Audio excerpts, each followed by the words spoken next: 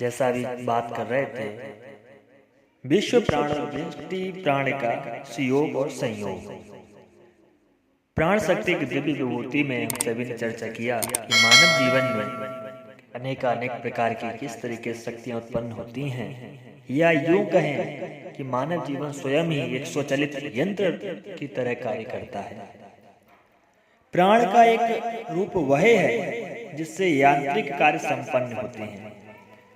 यांत्रिक प्रवृत्ति का उद्देश्य प्राण ऊर्जा के इसी स्वरूप को वशवर्ती बनाकर उसका अधिकाधिक इच्छानुसार उपयोग करना है। प्राण का एक दूसरा रूप दैवी चैतन्य एवं अधिक सूक्ष्म है। वह दीप्तिमान चैतन्य विकिरण रूप में है। मन उसी का एक रूप है। देव सत्ताएं प्राणमय ही होती हैं। योग में इसी प्राण ऊर्जा को वशवर्ती बनाया जाता है। अज्ञानवश लोग योग को चमत्कार पूर्ण एवं विचित्रता से भरपूर कोई रहस्यमयी विद्या मानते हैं, किंतु वास्तविकता योग एक श्रेष्ठ प्रवृत्ति है जिसका एक लक्ष्य है प्राण ऊर्जा का तात्विक ज्ञान। प्राण ऊर्जा का तात्विक ज्ञान प्राप्त कर उसे सूक्ष्म प्रक्रियाओं से अवगत होकर उनका सर्वोत्तम उपयोग करने में समर्थ होता है।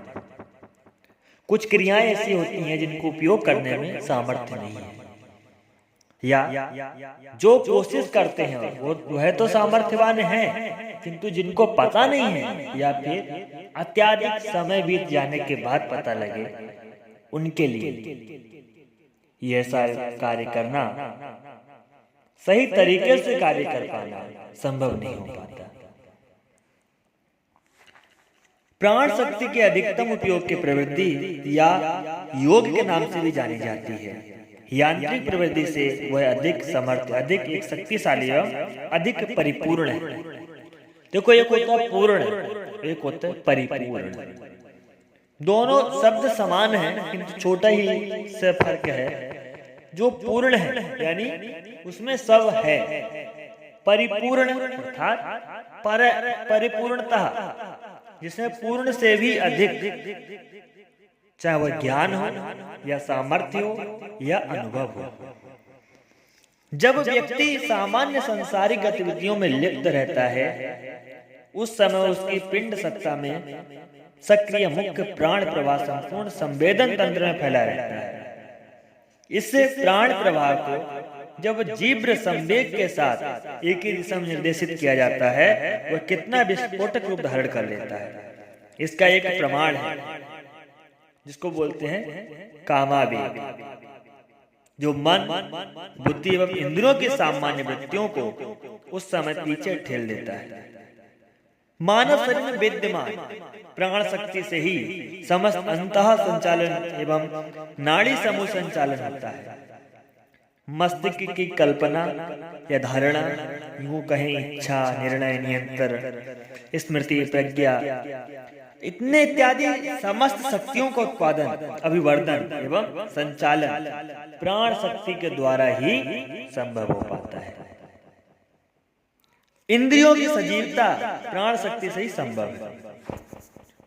संपूर्ण बोध एवं क्रिया की धारक शक्ति प्राण है। इस प्राण को वशीभूत करने के लिए मन की निर्मलता आवश्यक होती है। इसीलिए यम नियम प्राण प्रवृत्ति या प्राण विद्या के निवार्य प्राथमिक सोपान है।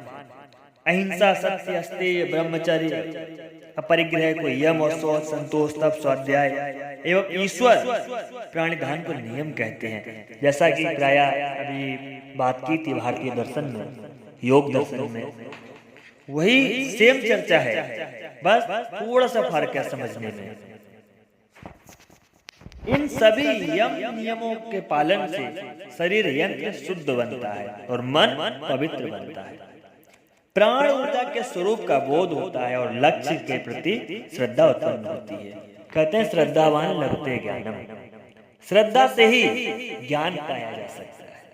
यदि हमें किसी के प्रति श्रद्धा ही ना हो तो हम उसकी बात क्यों सुनेंगे या उसकी बात को सत्य क्यों मानें?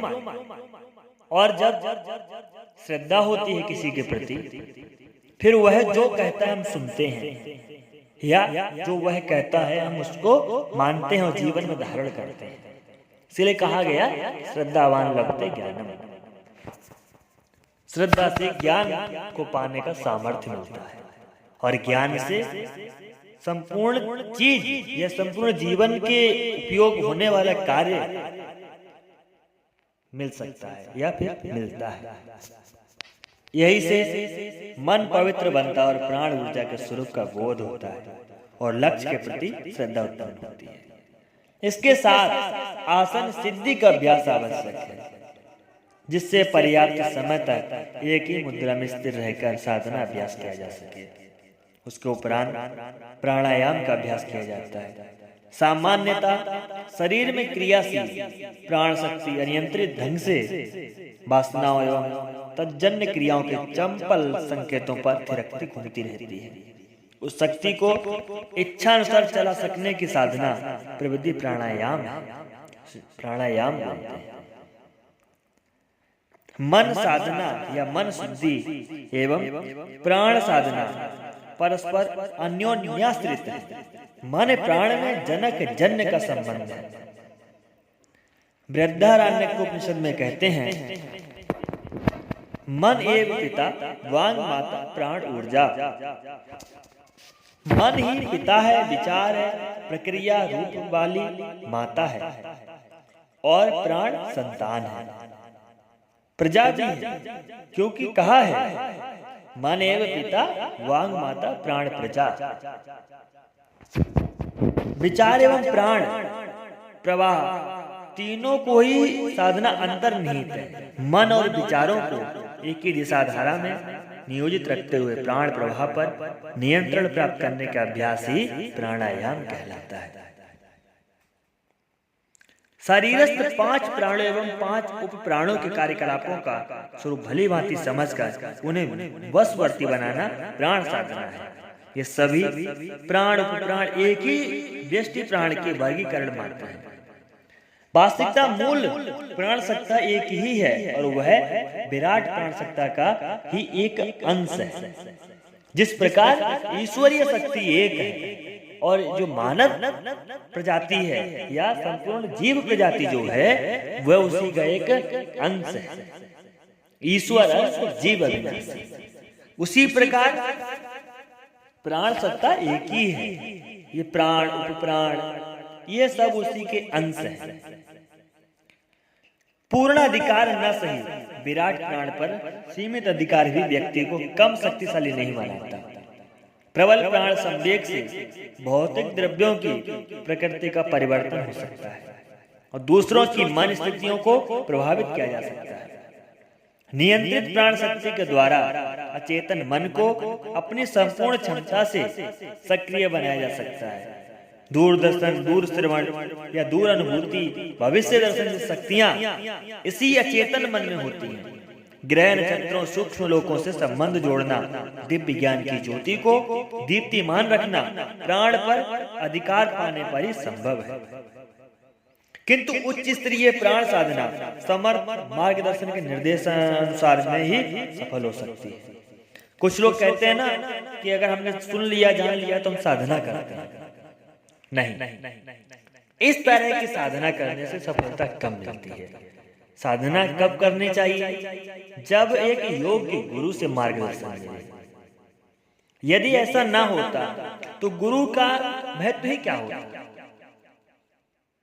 यदि स्वयं से सब कुछ सिद्धि साधना प्राप्त हो सकती थी तो गुरु की महिमा कैसे बढ़ती? या फिर यूं कहें कि हम गुरु के बिना कोई साधना प्राप्त नहीं कर सकते। जैसे जीवन में कोई भी कार्य ऐसा संभव नहीं हो पाता है जो हम बिना किसी की मदद के करें। जीवन में व्यक्ति का अपना क्या होता है? कुछ भी नहीं। जन्म दूसरे ने दिया, नाम दूसरे ने दिया, पहचान दूसरों ने दी, कार्य दूसरों से संपन्न हुआ। फिर भी मानव जीवन में ऐसा अक्सर देखा जाता है, प्राय सभी के जीवन में घटित होता है कि वह अहम के चलते सब कुछ नष्ट कर देता है। किस बात का है? किस बात का अहंकार? अनेक बड़े से बड़े लोग राख मिल जाते हैं, अंत में सभी को राख में मिल जाना है, फिर भी अहम किस बात का है? आपका ना तो अपनी पहचान है, आपकी ना तो अपनी मान, ना तो आपने अपना स्वयं में जन्म हुआ।